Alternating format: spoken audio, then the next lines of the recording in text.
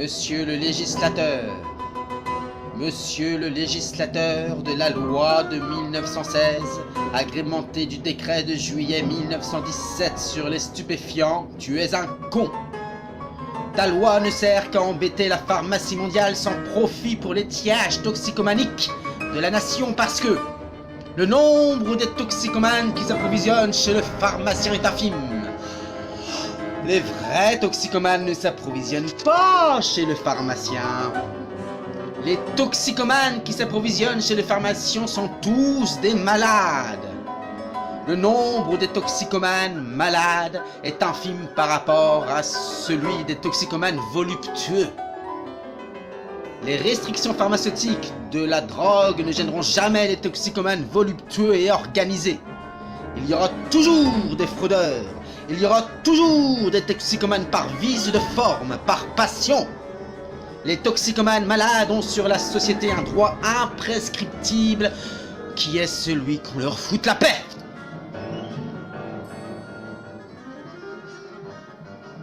C'est avant tout une question de conscience. La loi sur les stupéfiants met entre les mains de l'inspecteur usurpateur de la santé publique le droit de disposer de la douleur des hommes. C'est une prétention singulière de la médecine moderne que de vouloir dicter ses devoirs à la conscience de chacun. Tous les bêlements de la charte officielle sont sans pouvoir d'action contre ce fait de conscience, à savoir que, plus encore que de la mort, je suis le maître de ma douleur. Tout homme est juge exclusif de la quantité de douleur physique ou encore de vacuité mentale qu'il peut honnêtement supporter. Lucidité ou non-lucidité, il y a une lucidité que nulle maladie n'enlèvera jamais. C'est celle qui me dicte le sentiment de ma vie physique. Et si j'ai perdu ma lucidité, la médecine n'a qu'une chose à faire, c'est de me donner les substances qui me permettent de recouvrer l'usage de cette lucidité. Messieurs les dictateurs de l'école pharmaceutique de France, vous êtes des cuistres rognés. Il y a une chose que vous devriez mieux mesurer, c'est que l'opium, cette imprescriptible et impérieuse substance qui permet de rentrer dans la vie de leur âme à ceux qui ont eu le malheur de l'avoir perdu.